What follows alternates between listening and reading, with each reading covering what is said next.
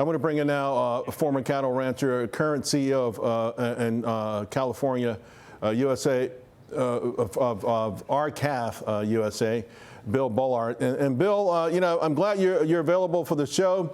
Obviously, your organization, you support cattle and sheep producers on domestic and international trade issues.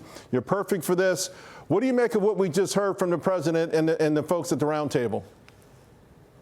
Well, we're pleased to see this focus on the challenges that our cattle producers and other farmers and ranchers are having in the United States. So in addition to that, we had President Trump issue an executive order calling for an investigation with the Department of Justice and the Federal Trade Commission to look at the entire food supply chain, including the beef supply chain, and we welcome that news. You know, I was talking earlier on Fox News, and so I did a little work.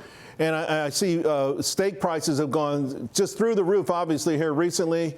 And what really shocked me was ground beef. After every recession, they go up and the price has never gone down. And again, more recently, through the roof. And yet the cattle population has dropped dramatically, tens of millions. What's going on in the industry itself? Well, what we believe that and suspect that what's happening is we have anti-competitive behavior and antitrust violations that are inflating the prices that consumers are paying. We've had inflated beef prices for years now. And when you think about it, the only ingredient in beef is cattle. And there should be a close relationship between beef prices and cattle prices, but they've been severed. And as a result, we've seen the spread between cattle prices and beef prices increasing at the same time that cattle prices were falling, beef prices were rising. And that's why we suspect anti-competitive behavior in the marketplace, because in the competitive market, you would see a close synchronous relationship between retail beef prices and prices that cattle producers are receiving. But that's not what we're seeing. And in fact, in the last 8 months, or first 8 months of this year, we've seen a spread between live cattle prices and beef prices at a historical high, wow, about $6.40 per pound. Wow, that's amazing. I did not know that. That is absolutely amazing. The administration is going to be sending out checks, $11 billion to farmers and ranchers. What does that mean for the industry?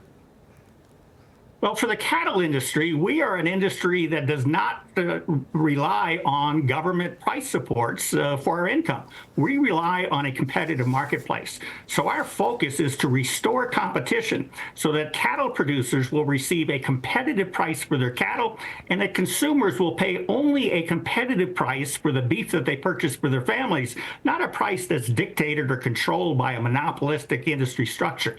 So while, again, we respect the fact that the president is helping the crop farmers, cattle producers earn their income from the competitive marketplace.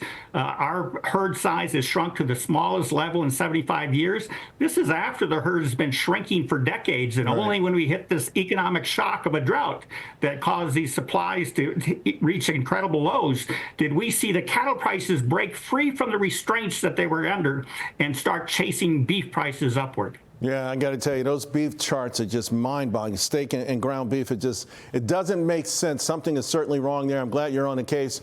Bill, it's great seeing you again. Let's talk again real soon. Thank you. Thank you, Charles.